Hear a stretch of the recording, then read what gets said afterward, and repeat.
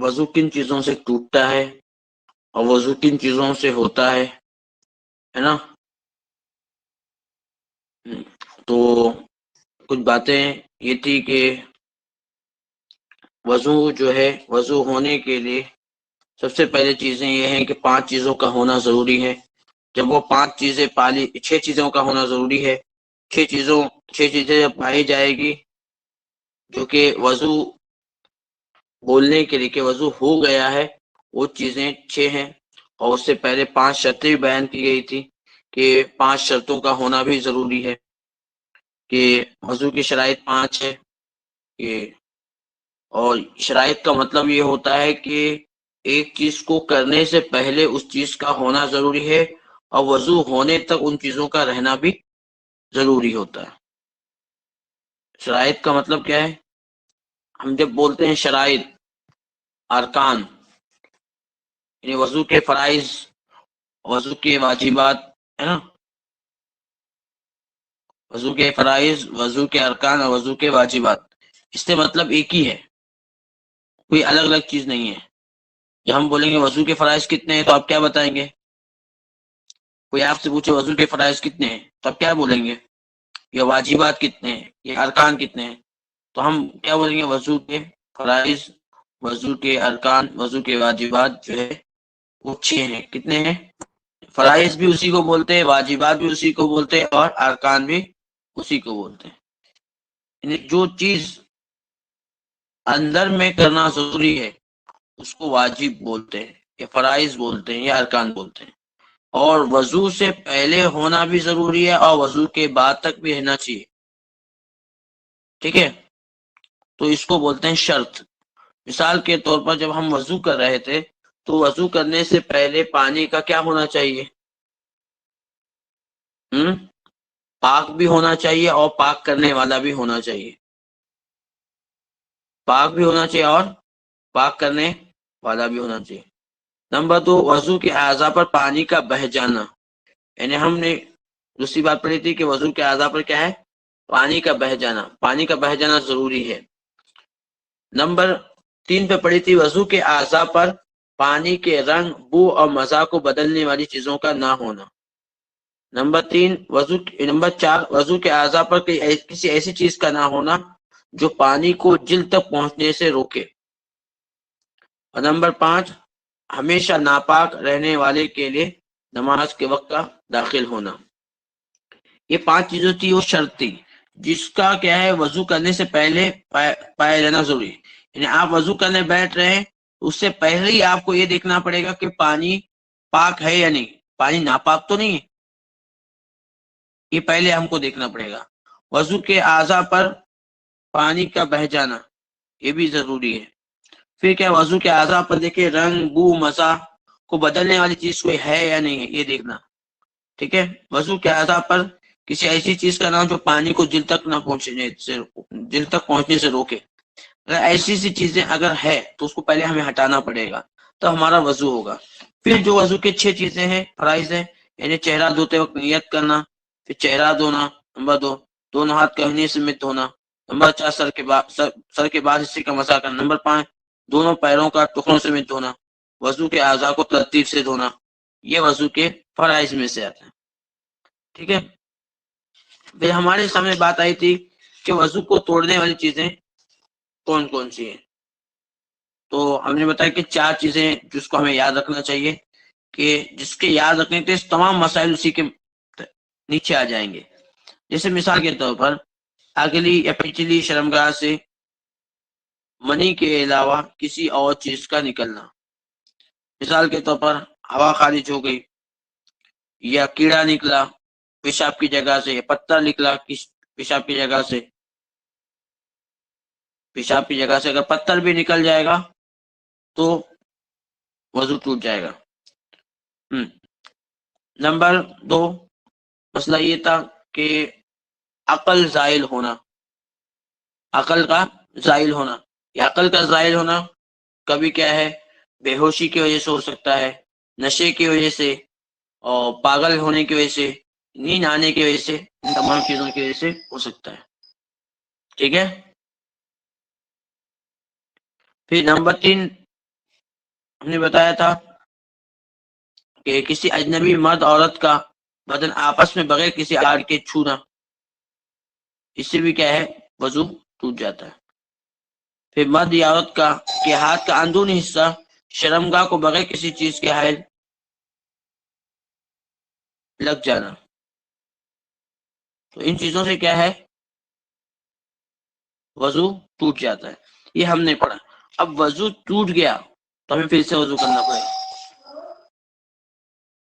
اگر وضو ٹوٹ گیا تو اب کیا ہے کہ کن چیزوں کو ہم ہاتھ لگا سکتے ہیں، کن چیزوں کو نہیں لگا سکتے۔ تو ہم نے بتایا تھا قرآن پاک کو ہاتھ نہیں لگا سکتے، قرآن پاک کے پتے کو ہاتھ نہیں لگا سکتے، جلد کو ہاتھ نہیں لگا سکتے، کنارے کو ہاتھ نہیں لگا سکتے، ان کو لگانا جائز نہیں ہے، ٹھیک ہے۔ پھر قرآن رکھنے کے لیے بنائے ہوئے صندوق، اٹیچی، یہ جو صندوق ہوتا ہے یا تھیلی وغیرہ، یہ تمام چیزوں کو بھی بغیر وضو کے چھونا حرام ہے، جبکہ اس میں قرآن مجید موجود ہو۔ ہاں، اسی طرح ہم نے بتایا تھا کہ تلاوت کے لیے یا پڑھانے کے لیے، پڑھنے کے لیے لکھی ہوئی آیتیں اور صورتیں بھی بغیر وضو کے چھونا حرام ہے۔ اس میں یہ بتایا تھا کہ برکت کے لیے لکھی ہوئی چیزوں کو چھونا حرام نہیں ہے، جیسے ہم تعویذ لکھتے ہیں، تعویذ کو بغیر وضو کے چھو لیے، یہ حرام نہیں ہے۔ پھر ایک مسئلہ بتایا تھا کہ اگر سمجھو سامان، ابھی ہم جاتے ہیں کہیں تو سامان وغیرہ میں کبھی کبھی قرآن پاک رکھنا پڑتا ہے، سفر پہ نکلتے ہیں تو قرآن بیگ میں رکھتے ہیں، کبھی گاڑی میں سفر میں پڑھنے کے لیے ایسے پڑھیں گے بول کے، تو ہم اگر بیگ میں رکھتے ہیں تو اگر اس میں ہم قرآن پاک کے مقصد سے اٹھائیں گے، قرآن پاک کے مقصد سے اٹھائیں گے وہ اٹیچی، تو اس صورت میں اٹیچی کو اٹھانا یا تھیلے کو اٹھانا یا بیگ کو اٹھانا یہ حرام ہوگا۔ اور اگر آپ نے سامان کی نیت سے اٹھایا تو اس صورت میں یہ اٹھانا حرام نہیں ہے۔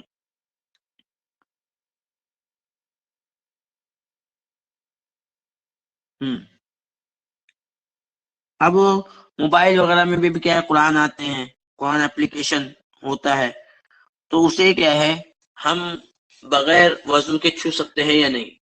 تو یاد رکھیں کہ اس کو بغیر وضو کے شوافے میں چھو سکتے ہیں، ٹھیک ہے۔ یعنی ہم جب بھی دیکھو، جیسے کہ ابھی اسکرین ہے، یہ آپ کے سامنے اسکرین ہے نا، قرآن پاک، یہ سمجھو قرآن پاک ہے، تو ہم اس پر ہاتھ لگا کر پڑھ سکتے ہیں۔ سمجھ میں آئی بات؟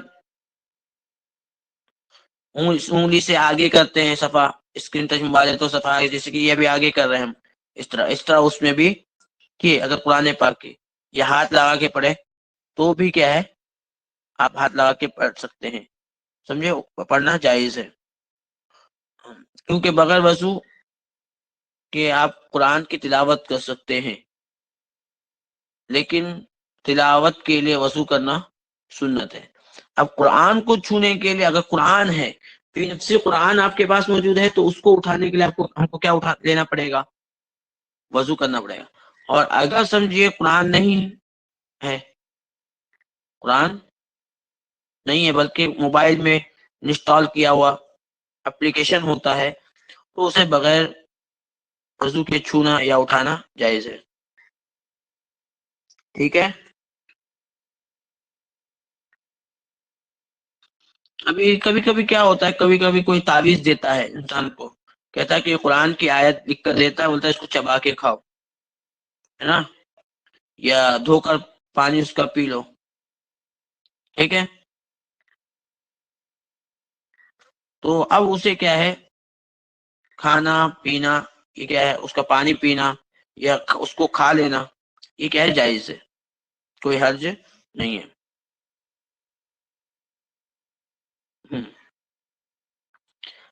ابھی لوگ کیا کرتے ہیں کہ ایک قرآن پاک میں نشان کے طور پر کوئی جو ہے اگربتی کا ٹکڑا رکھ دیتا ہے، کوئی پیسہ رکھتا ہے، اسی طرح کی کوئی چیزیں رکھتا ہے، ایسے چیزیں نہیں رکھنا ہے، یہ رکھنا حرام ہے، ٹھیک ہے۔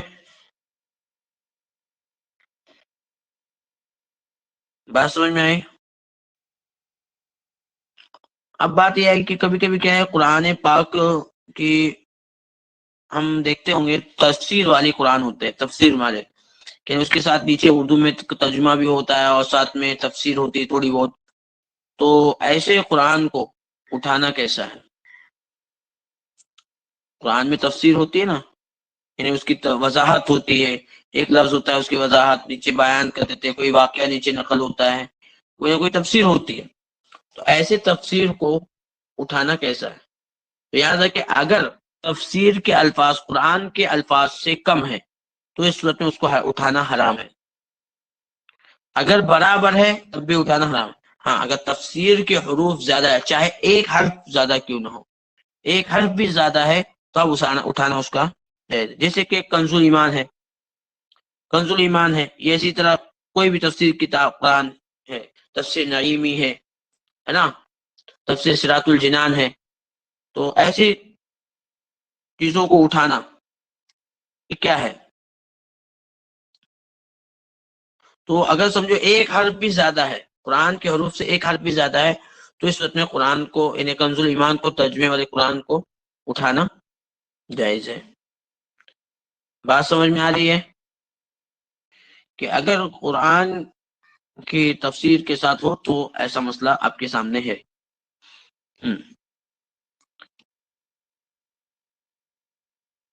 اب بے وضو شخص جو ہے لکڑی سے یا کسی ایسی چیز سے قرآن کے صفحات الٹ سکتا ہے. کہ قرآن کے صفحات الٹنے کا مسئلہ آتا ہے تو اس کو دوسرے چیزوں سے، لکڑی ہے اسی طرح کوئی اور چیز سے الٹ سکتا ہے. ٹھیک ہے.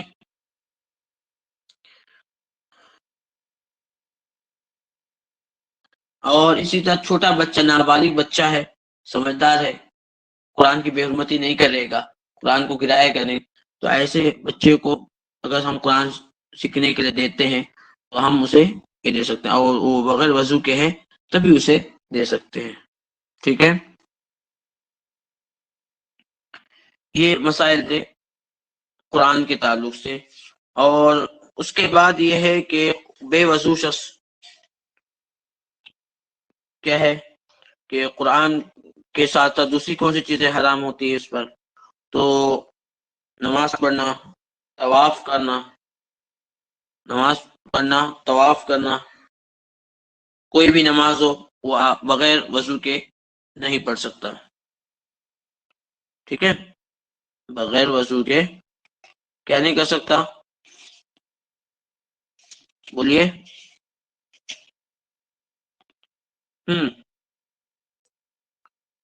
بغیر وضو کے نماز، کوئی بھی نماز ہو نہیں کر سکتا. بغیر وضو کے کوئی سجدہ بھی نہیں کر سکتا. ٹھیک ہے. اور طواف بھی نہیں کر سکتا، ہے نا. یہ بات سمجھ میں آ گئی؟ جی.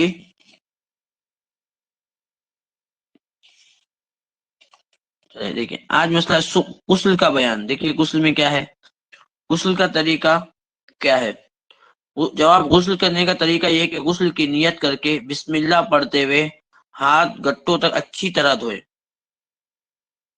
ہاتھ گٹوں تک اچھی طرح دھوئے، پھر استنجا کی جگہ دھوئے، بدن پر اگر کہیں نجاست لگے تو اسے صاف کرے، پھر وضو کی نیت سے نماز جیسے وضو کرے، سر کے بالوں کو تر کر کے 3 بار پانی ڈالیں، پھر 3 بار دائیں کندھے پر پانی ڈالیں، پھر تمام بدن پر ہاتھ پھیرے اور ملے.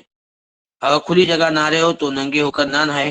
بند حمام میں ہو تو ننگے نہانے میں کوئی حرج نہیں ہے. نہانے میں اس بات کا خیال رکھے کہ بال برابر بھی جگہ باقی نہ رہے. ٹھیک ہے. غسل میں کتنی چیزیں فرض ہیں؟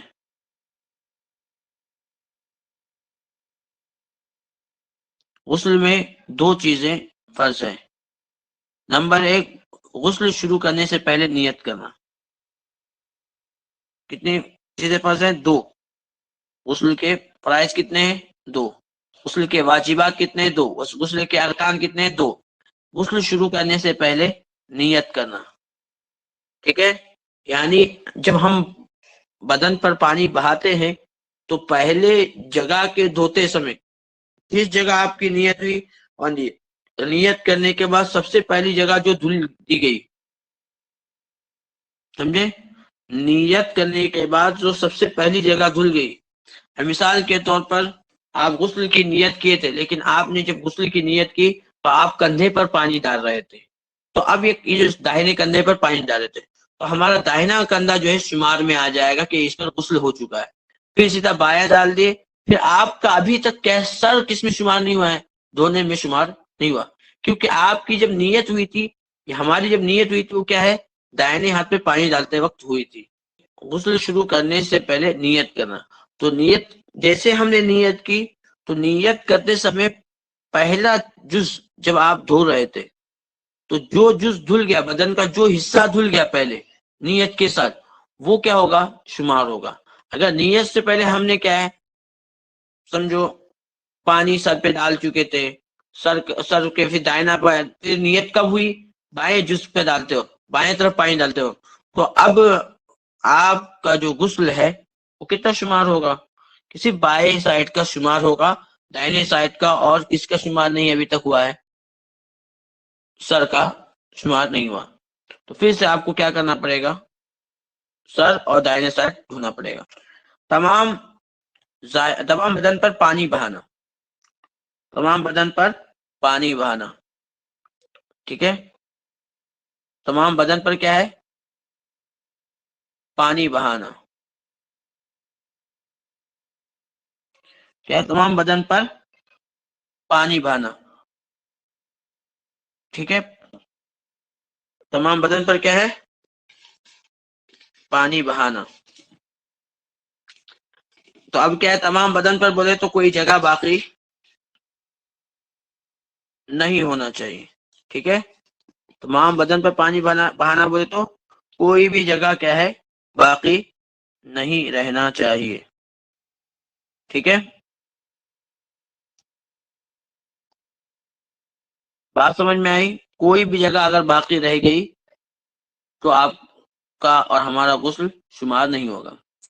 فرض غسل کی نیت کیا ہے وہ بتا رہے ہیں. جنابت کی غسل کی نیت، بسم اللہ نویت غسل الجنابہ، میں نے ناپاکی دور ہونے کی نیت کی، میں نے ناپاکی دور ہونے کی نیت کی.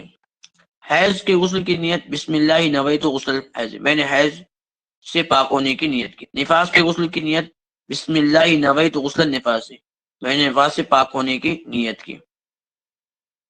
احتلام کے غسل کی نیت، بسم اللہ نویت غسل الاحتلام، میں نے احتلام سے پاک ہونے کی نیت کی.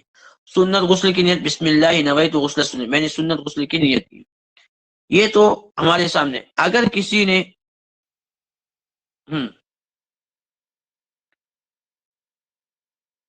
نیت کی کیا، میں نے جنابت کے غسل کی نیت کی، یا ٹھیک ہے، تو اب اس سے کیا ہے، جنابت کا غسل ادا ہو گیا. ولادت کے غسل کی نیت کی تو اس سے ولادت کا ہو گیا. حیض کی وجہ سے غسل واجب ہونے کی نیت کی تو حیض میں چلا گیا. لیکن اگر آپ نے صرف اتنی نیت کی، مثال کے طور میں نے ناپاکی کو دور کرنے کی نیت کی، کیا، میں نے ناپاکی دور کرنے کی نیت کی، کس کی نیت کی، میں نے ناپاکی دور کرنے کی نیت کی. دیکھو میں ادھر لکھ رہا ہوں، میں نے ناپاکی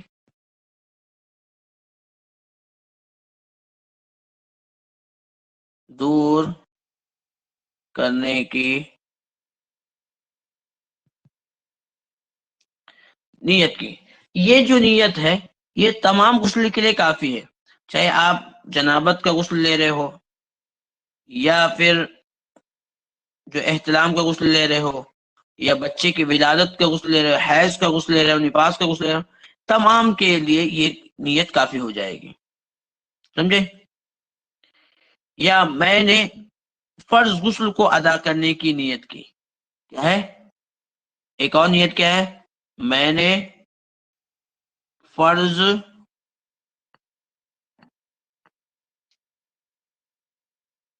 میں نے فرض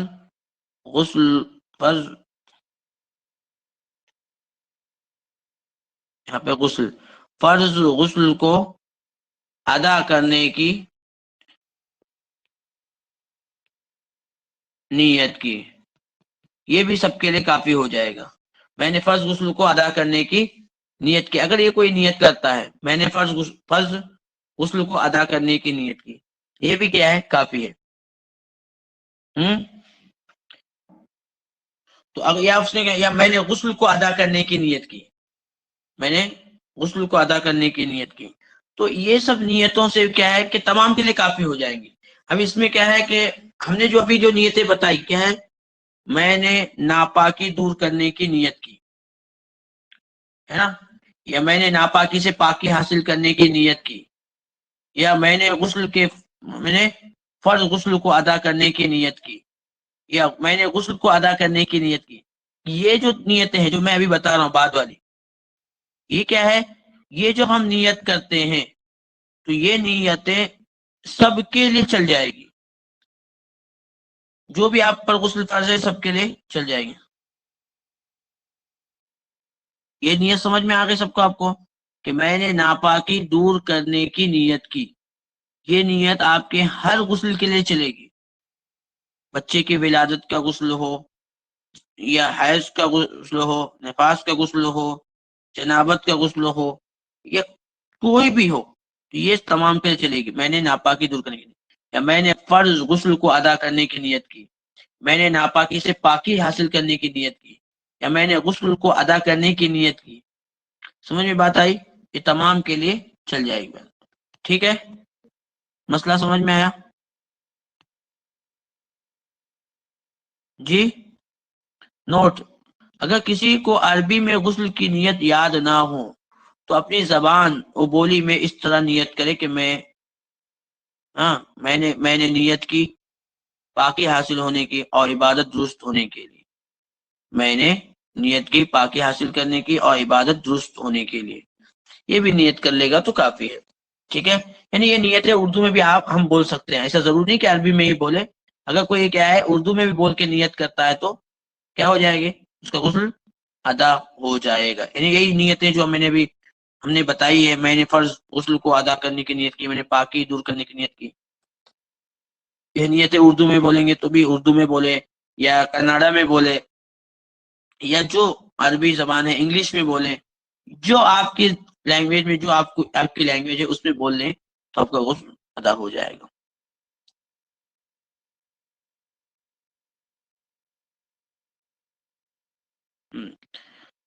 ہاں، نمبر 1 دیکھو، غسل شروع کرتے وقت نیت کی جائے. کب نیت کرنا ہے؟ غسل شروع کرتے وقت نیت کی جائے. ہاں، آج کل مسلمان عورتیں بھی نیل پالش لگاتی ہے اور اسی پر وضو اور غسل کرتی ہے. ان کا وضو اور غسل نہیں ہوتا.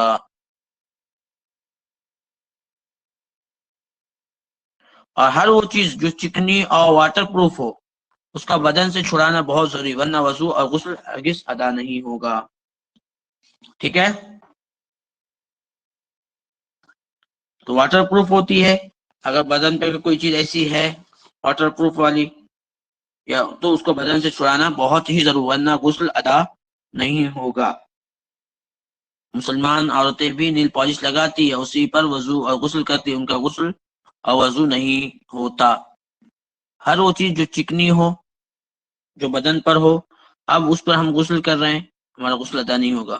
واٹر پروف ہے، اس کو لگا کر غسل کر رہے ہیں، ہمارا غسل ادا نہیں ہوگا. سوال: غسل میں کتنی سنتیں ہیں؟ غسل کی سنتیں مندرجہ ذیل ہے. بسم اللہ کے ساتھ غسل کی نیت کرنا، سمجھے؟ یعنی نیت کرنا تو فرض ہے، لیکن بسم اللہ کے ساتھ نیت، دیکھیں کیا ہوتا ہے کہ نیت فرض ہے لیکن بسم اللہ کے ساتھ غسل کی نیت کرنا یہ سنت ہے. مسئلے کا جس نے کسی نے سوال کیا تھا ہے نا، تو یہ اس کا حل ہے. بسم اللہ کے ساتھ غسل کی نیت کرنا. نمبر 2، دونوں ہاتھ کو گٹوں تک دھونا. غسل سے پہلے نماز کی طرح وضو کرنا. تو غسل سے پہلے نماز کی طرح وضو کرنا. سمجھے؟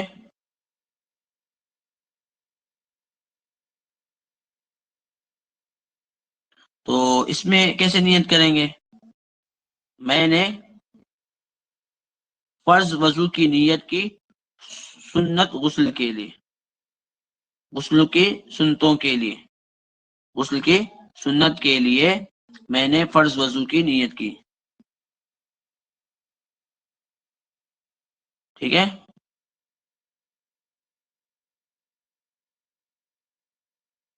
میں نے فرض وضو کی نیت کی یا میں نے سنت وضو کی نیت کی. جب ہم گٹوں تک ہاتھ دھوتے ہیں تو میں نے بتایا تھا اس سے پہلے کہ گٹوں تک ہاتھ دھوتے وقت کیا ہے، سنت وضو کی نیت کریں. اس میں اگر سنت وضو کی نیت نہیں کرتے تو ہمیں ثواب نہیں ملے گا. سنت ہم وضو غسل میں غسل کرتے وقت وضو کرنا کیا ہے، فرض. غسل میں وضو کرنا سنت ہے، لیکن ہم نیت کون سی کہ میں نے سنت وضو کی نیت کی غسل کے لیے. ٹھیک ہے؟ میں نے فرض وضو کی نیت کی غسل کے لیے. ٹھیک ہے؟ یہ نیت کریں گے. ٹھیک ہے؟ جہاں تک ہاتھ پہنچتا ہو وہاں تک سارے بدن پر ہاتھ پھیرنا. ٹھیک ہے؟ پھر دائیں کو بائیں سے پہلے دھونا. نمبر 6 نہاتے وقت قبلہ رخ ہونا. نمبر 7 سطر کو چھپائے رکھنا اگرچہ کوئی دیکھتا نہ ہو. ٹھیک ہے؟ پھر کیا ہے، پے در پہ یعنی یکے بعد دیگرے دھونا. نمبر 9 بالوں اور انگلیوں میں خلال کرنا. بلا عذر غیر سے مدد لینا. بلا ضرورت کسی سے بات نہ کرنا. بدن کے اوپری حصے کو نچلے حصے سے پہلے دھونا. عورتوں کا احرام اور سوگ کے علاوہ حالات میں مخصوص جگہ پر خوشبو استعمال کرنا سنت ہے. احرام کی حالت میں خوشبو لگانا حرام ہے. اسی طرح سوگ کے وقت خوشبو لگانا یعنی کیا ہے کہ اگر کسی عورت کا شوہر انتقال ہو گیا ہے اور وہ سوگ میں ہے، یعنی سوگ میں مطلب 4 مہینہ 10 دن میں ابھی ہے وہ، تو اس میں کیا ہے، خوشبو استعمال نہیں کر سکتے.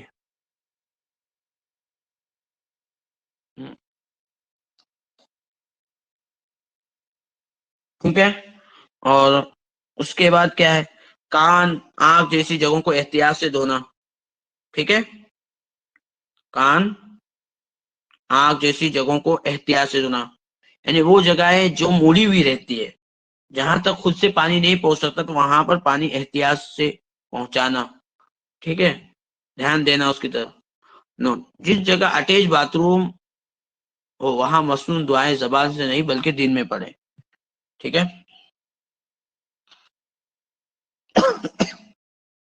ٹھیک ہے نا؟ اور غسل کے بعد دونوں ہاتھوں اور آنکھوں کو آسمان کی طرف اٹھا کر اور رخ قبلہ کی طرف کر کے اس دعا کا پڑھنا. کون سی دعا کا؟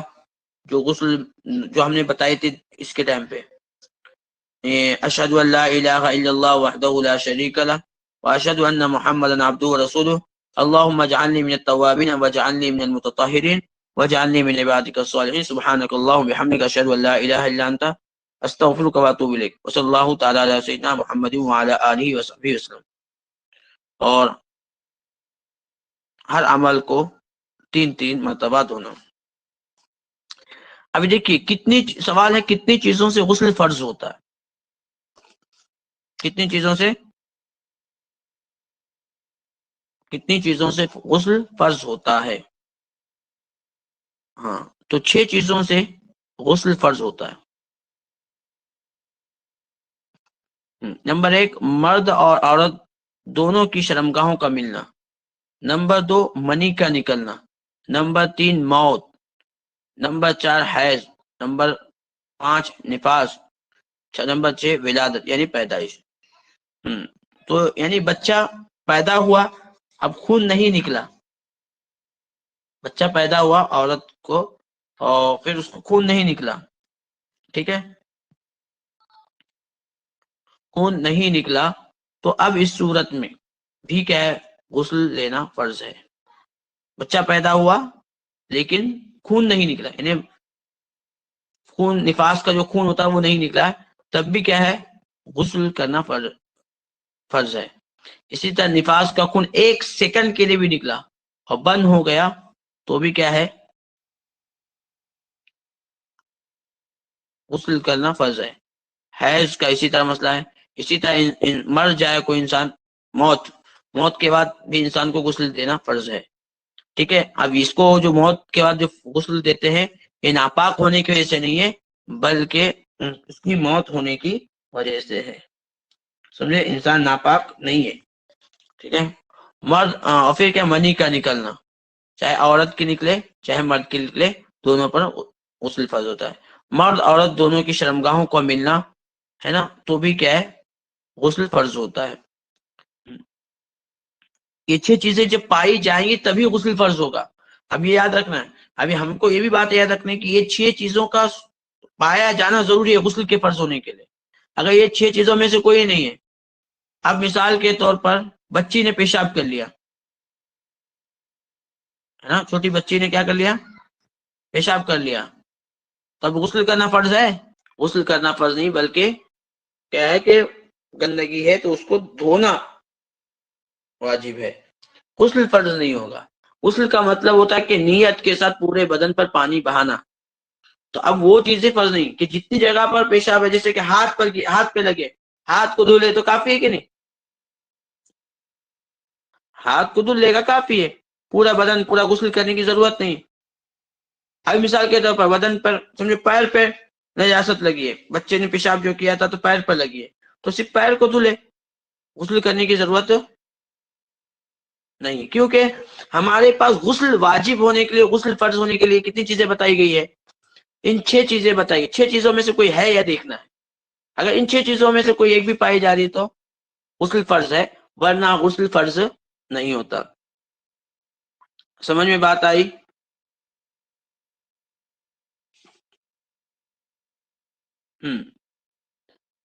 سوال، کن وقتوں میں غسل کرنا سنت ہے؟ جواب، 20 وقتوں میں غسل کرنا مسنون ہے. جیسے جمعہ کے دن کا غسل کیا ہے؟ سنت ہے. پھر میت کو نہلانے کے بعد غسل کرنا، یہ بھی کیا ہے؟ سنت ہے. یعنی میت کو غسل کراتے ہیں تو اس کے بعد غسل کرنا. ہاں. نمبر 3، عید الفطر کا غسل. عید الفطر مطلب رمضان عید کے دن غسل کرنا، یہ بھی سنت ہے. نمبر 4، عید الاضحیٰ کا غسل. عید جو غسل ہے یہ سنت کب ہوتا ہے؟ کہ عید الاضحیٰ کا غسل اور عید الفطر کا آدھی رات گزرنے کے بعد آپ اگر غسل کرتے ہیں تو کیا ہے، غسل کرنا حاصل ہو جائے گا، سنت غسل حاصل ہو جائے گا. اس کا بہتر ہے کہ نماز کو جانے سے پہلے یا نماز پڑھنے سے پہلے جو غسل لے لے ہے نا، اور پھر نماز پڑھے فوراً، یہ سنت ہے، افضل ہے. نماز استسقاء یعنی بارش مانگنے کی نماز کا غسل. ٹھیک ہے. کون سا غسل؟ بارش مانگنے کی نماز کا غسل. ٹھیک ہے. پھر ہے کہ نماز کسوف و خسوف یعنی سورج گرہن اور چاند گرہن. چاند گرہن اور سورج گرہن ہوتا ہے تو اس کو غسل کرنا. اسلام قبول کرنے کے لیے غسل. پاگل کو جب عقل آ جائے، بے ہوش کو جب ہوش آ جائے، احرام کے وقت، مکہ میں داخل ہوتے وقت، عرفہ میں ٹھہرتے وقت، مشعر حرام میں ٹھہرتے وقت، شیطان کو پتھر مارتے وقت، مدینہ منورہ میں داخل ہوتے وقت، فتنے لگوانے اور فسد کھلوانے کے بعد، مجالس خیر میں جاتے وقت، مثلا مولود، 11ویں وغیرہ، اعتکاف کے لیے جاتے وقت، عدت ختم ہونے کے بعد، رمضان کی ہر رات میں، رمضان کی ہر رات میں، ہاں رمضان کی ہر رات میں غسل کرنا سنت ہے. رمضان کے دن میں نہیں غسل کرنا، بلکہ کب کرنا ہے؟ رات میں غسل کرنا سنت ہے. رمضان میں کب غسل کرنا ہے؟ سنت رات میں غسل کرنا سنت ہے، ٹھیک ہے۔ رمضان میں روزہ رکھنے کے بعد فجر صادق کے بعد غسل نہیں کرنا چاہیے، ٹھیک ہے۔ رمضان کے دنوں میں معمول یہ بنا ہے کہ فجر صادق سے پہلے غسل کریں۔ میرے حساب سے تو عموماً لوگ جو ہے صبح میں غسل کرتے ہیں، سو کر اٹھنے کے بعد 12 بجے 11 بجے جب بھی اٹھتے ہیں اس وقت غسل کرتے ہیں، نہیں بلکہ رات میں ہی غسل کر لیں، ٹھیک ہے۔ ہاں اگر غسل فرض ہے نا، غسل فرض ہو تب بھی کیا کریں، اگر غسل کسی پر فرض ہو گیا ہے رات میں فجر صادق سے پہلے، تو فجر صادق سے پہلے ہی نہانا، یہ بھی سنت ہے۔ فجر صادق کے بعد نہیں نہانا چاہیے، بلکہ فجر صادق سے پہلے نہا کر مکمل حاصل ہو فارغ ہونا چاہیے، تاکہ آپ کا روزہ عبادت کی حالت میں پورا کے پورا ہو۔ آپ کا روزہ جو ہے پاکی کی حالت میں، کیا ہے، پاکی کی حالت میں آپ کا روزہ مکمل طور پر پایا جائے اور آپ کی عبادت پاکی میں ہو، اس لیے کیا ہے فجر صادق سے پہلے غسل کرنا۔ اور دوسری وجہ یہ بھی ہے کہ پانی کے اندر جانے کا خطرہ ہوتا ہے، سمجھے، پانی کے اندر جانے کا، یعنی کان کے اندر سے ہے نا، یا شرمگاہ سے اندر جانے کا خطرہ ہوتا ہے، اس لیے رات میں غسل کرنا بہتر ہے، سنت ہے۔ ہاں اب بات یہ آئی کہ کبھی کبھی کیا ہوتا ہے کہ غسل فرض ہو گیا، کب، کسی کو سمجھو فجر صادق کے بعد، تو اب اس صورت میں کیا ہے کہ غسل کر لینا اسی وقت چاہیے، اور احتیاط کرنا چاہیے تمام چیزوں میں پانی یعنی۔ چند ضروری مسائل، سوتے وقت بعض لوگوں کے منہ سے دال ٹپکتی ہے، اگر یہ پیٹ سے نکلتی ہو تو ناپاک ہے، اگر منہ سے نکلی تو پاک ہے۔ وضو کرنے کے بعد اگر کسی کو شک ہوا کہ وضو ہے یا نہیں، تو ایسی صورت میں وضو نہ ٹوٹے گا، کیونکہ یہ شیطان کا وسوسہ ہے۔ پائجامہ وغیرہ میں اگر کسی قسم کی تری محسوس ہو تو اس جگہ کو دھو کر وضو کریں، اگر ہمیشہ ایسا ہوتا ہے تو اس جگہ پہ پانی چھڑک لے اور اس طرح دھیان نہ دے، یہ شیطانی وسوسہ ہے۔